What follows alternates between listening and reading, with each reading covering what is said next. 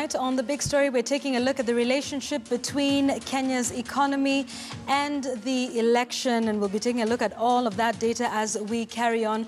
We've just heard from the Cabinet Secretary in charge of Treasury, Henry Rotich, and his take on the amount of money that has been lost over this electioneering period and indeed what is meant to happen going forward. So let's now hear from some of the stakeholders. Tonight we've got Carol Kariuki, who is the CEO of the Kenya Private Sector Alliance, as well as Joy Kiru, who is a lecturer and economist at the University of Nairobi. Joy, good evening, and Carol, good evening to you as well. Joy, I'd like to begin with you first. This relationship that we have been citing for the last couple of months, what in your view has been the hit on the economy caused by the elections? Thank you very much, Carol. When you look at what really drives economic activity, is consumer expectations and consumer confidence. Now, the elections have affected both that. The electioneering period has affected the consumer expectations because there's been very many surprise, unexpected negative surprises, and that has created an attitude of let's wait and see. If you've got some money somewhere, you're not going to rush and start buying property right now because you don't know what surprise they're going to pull on you next. So that has really been the issue. Consumers have stopped spending. If you stop spending, then it means that you're pushing down on all the general expenditures, and that depresses the need for investments. You see, investors are going to be motivated by the money that is moving around. If people are willing to spend, there's going to be need for investment, and that is going to create economic growth. Now, this is a scenario whereby people are holding back. People don't want to spend because they don't know what's going to happen. The expectation is that right now people are expecting the worst, that, oh, it's going to be another 90 days. Oh, we don't know what they're going to do next. So you find that because of that, people are saying, let us wait and see. And that is depressing the investments, that is depressing the economy. So in my view, if consumers would expect better things, they would unleash all the monies that they are not spending, and businesses would pick up, and the economy would start growing again. Okay, I want us to talk about, there's the wait and see attitude, but what many would have expected, Carol, is at this point, money would be awash in the economy. Politicians are spending money on campaigns, on posters, on T-shirts. They're hiring vehicles, venues, that sort of thing. That has not been the case this time around. Carol? Yeah, you're right, Yvonne. There's been a bit of expenditure from the politicians, but not what would really sustain an economy. And let me say that world over, when there is elections, of course the economies dip, but it's a prolonged season that is coupled maybe with uncertainties and sometimes some of the protests that really affects business. And I know there's been a lot of discussion around how we came up with 700 billion in this season. And I'll just tell you how we calculated it. And again, let me clarify that this is not, it's an estimate. And we talked to a lot of, we have a reach of about 500,000 companies from all sectors, and big and small. And we looked at three aspects. One, there was equity, which of course has recovered. That was an absolute amount. But then we also looked at what Joy is saying. When people don't spend and there's a wait and see, businesses were also doing the same. And so there was a lot of lost opportunities. Apart from the conferences, the Safari Sevens, the Stanchart Marathon and all that, and the UN conference that were cancelled, there was also lost opportunities in the sense those people who had we talked to and had intended to spend in this last quarter in terms of doing their big expenditure in terms of investment, now did not do in that period. And then there's also the lost opportunities by even the smaller businesses when they're not sure if there's going to be protests, so they will not open, but also a bit of distraction. So when we put all that together, we realized, especially on the lost opportunity, there's a lot of money that was lost because investors held back from those who are coming into the country, but also our own local investors who are going to do major investments. Okay, and you've seen that even in places like Tattoo Waters and all that. All right, but Carol, but having sorry, the CS Mombasa Road, whom we've just spoken to, has a rather more conservative figure than yours. He puts it at roughly about 120 billion. Which is, you know, quite starkly different from the about 700 billion that you are speaking of. What do you have to say to that? Yeah, because he was very absolute in his numbers. If you listen to him, he talked a lot about what is lost within the equity market, which actually was already 130 in that period. Then, of course, it has regained. So with that, then you add what we're saying about the lost opportunities, which he didn't mention, and again, it's because this we have gotten by talking to people who were seeking to invest. But at the end of this, we hope once everything is done, then we'll do a proper analysis so that say, this is the exact figure. Okay. These are estimates of people we have talked to, but also, let me also say that in terms of the issue of our credit, and access to credit, you realize that the private sector activity also slowed down because of that. And the negative impact of that has been, it's been felt after 6 months, and when we are approaching a year since that the capping happened. Actually, it's actually a year now. Yeah. And that's when you feel the real impact. So when you put all that together, that's how we're able to come up with that number. All right. And indeed, like you mentioned, Carol, there's obviously been a number of other issues that have beset the Kenyan economy this year. Joy, I'd just like you to comment on that because obviously this is a topic we're discussing because of the just concluded repeat presidential exercise. But there have been a number of other factors this year that have affected the economy in one way or another. There's been a prolonged drought. There's the interest rate cap that Carol is referring us to. So, Joy, if we can have you in on this, to just speak about the other issues that have been affecting the economy this year that have brought us to where we are, just besides the election. Food availability and food prices has been one of the things that has really affected the economy this year. You find that at one point, you find that the prices of maize and maize flour and maize products, it was just way up there. And when the subsidy came, you found that when the subsidy came at first, you found that even there was shortage. Because in the first place, as usual, people did not expect that the government is going to give enough. So people sort of overstored in their houses until finally people realized that probably this thing may stay a little bit longer. And now we still have the fly in the shops. But Joy, perhaps you could elaborate for our viewers the reason for these consumer price indices going much higher. We'll have the figures for you on your screens about, you know, just the basic cost of commodities, of foods that are eaten, of fuel, of electricity, all of these going up. Why was that?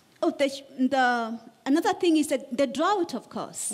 We have experienced a drought that has affected food prices. It has affected the cost of living. Also, the fuel, the cost of energy has been going up and is still going up. That has also brought in with this the complications. When energy goes up, of course, it's going to complicate most of the things, including transportations and things like that. The other thing is that, like I said, that other things that have been affecting the economy besides the cost of fuel, besides the cost of food. We can also talk about what is happening, for example, what is happening, like, for example, the security situation has, for some extent, affected people's, and not just terrorism alone, but also the feeling that people are asking, am I safe, you know? Am I safe in my own country? That's been a factor, though.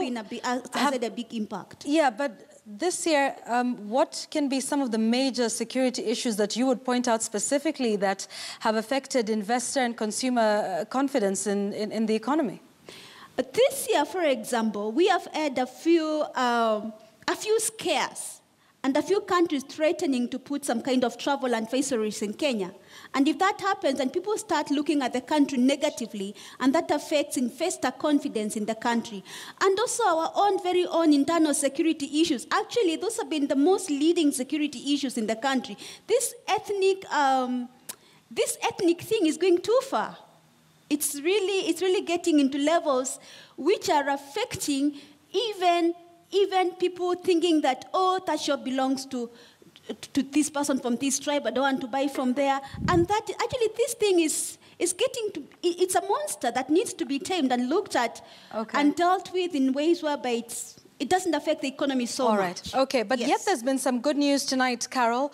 Kenya has moved up 12 places in the Ease of Doing Business report.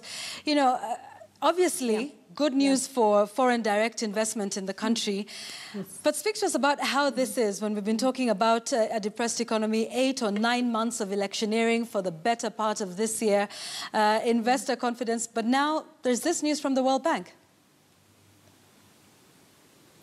Yeah, that's true. But let me just again clarify, because I've seen a statement being put out there that opportunities have been lost in chaos. I don't think the protests and the chaos have been the bigger part. It's the lost opportunities in terms of the wait and see by the investors. When they don't invest because they're waiting to see that the period is over. That has been much more than what has been lost during the chaos. But okay, I'm excited about the results of the Ease of Doing Business, because this has been work that we have done consistently. The last time Kenya was this number, top 80s, was 15 years ago, you know. And so for the last 4 years, the last 3 years, we've jumped 56 points to get 53, to 80 I from think. 136. And so that's really, 53, and that's really very good news. But many times the people, the small businesses have said, but what does that mean? Or the public or the young people have said, what does that mean for me? You know, because sometimes they say those figures don't make sense. And I'll give 2 examples, which I've given, I gave them yesterday, and I'd like to give them again today. Let's say, for example, starting a business. Here as a country, we've really been pushing entrepreneurship. We've been pushing startups. So when you make it easier for them to start a business, to be able to incorporate a company, then that whole entrepreneurship that we've been pushing for the young people, then there's an opportunity for them. And I've said many times, when you look around, you see many small mushrooming businesses because it becomes easier to be able to start a business. The second one that I would like to use, especially because of the small businesses, is electricity. Access to energy, or access to electricity, has been one of the areas that we've continued to improve in the last few years. But this year, what was different is that what was also different that we improved in was reliability. That our electricity is becoming more reliable, which means the small businesses don't have to close for many hours in a day because there's power outage. And even when we have had power outages, there's a team on standby that does that. So I think for me that is always very important, to bring it down so that the person with a small business, a one-man shop, or 10 people who are running a business feel what this means to them and why they should celebrate whenever we improve in this index. All right, let's have your final thoughts. I'll start with you, Joy, on your projections for the coming year. That's in 2018. I mean, we're currently in this fiscal year, but what do you think should be the entree of whoever is sworn in, depending on all of these constitutional processes that we will allow to happen in the next 14 days, or we're within that 14-day period or so. But whoever takes over, what should be top of mind in their entree when it comes to managing the economy? Thank you very much. Maybe I want to end from where I started. Right now, we are still not yet in the woods, and speaking out of the woods, speaking from a consumer point of view. So what we need first for the person who is going to take over as the top job in this country, first and foremost, we want confidence restored, that things are looking up. We want our expectations changed, that better things are going to come. And how do we do that? How do we improve expectations? How do we improve confidence? We have talked a lot. We want action. The CS say that they are trying to fix in the challenges, the issue of interest rates. When are they going to deal with it? Because for sure, what we expected with the interest rates being capped has not come to being, has not come to fruition. So in other words, we are still frustrated in terms of access to credit. In fact, the small enterprises were better off before the interest capping. And the small enterprises are the ones that drive this economy in terms of job creation. So we need expectations fixed by doing less talk and more action. I'm a university lecturer.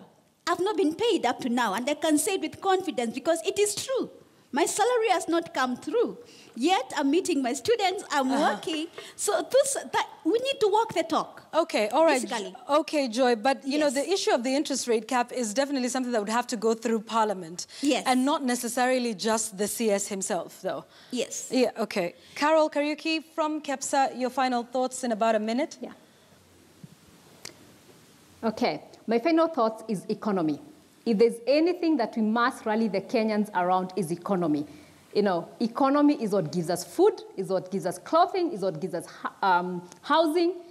Economy, if we don't have an economy, we can't even build strong institutions. May it be political, may it be health, may they be social infrastructure and all that. So we must focus on the economy. If we don't focus on the economy, this blessing of the youth badge will become a curse. So we must create the jobs. So whoever takes the government, whoever is sworn in, if there's anything they must keep a focus on is the economy. Let's manage our debt. Let's use it well, devolution, and Vision 2030. Okay. If we focus on that, we just say this is the economy. And which are the parts of the economy? Yeah. The Vision 2030, the political, the social, and the economic. But devolution is what will deliver for this country. Okay. We all can't focus on at the national level. The resources at the devolved systems. And if we put all our effort there so that the systems are accountable and that the people benefit from the devolved systems, then we will move as a country. Thank you very much. Carol Kariuki, the CEO of KEPSA, and Joy Kiru from the University of Nairobi. Ladies, I thank you for this conversation tonight. That's the big story. I'm Yvonne Okwara Matole. Good night. I will see you again next week. Bye-bye.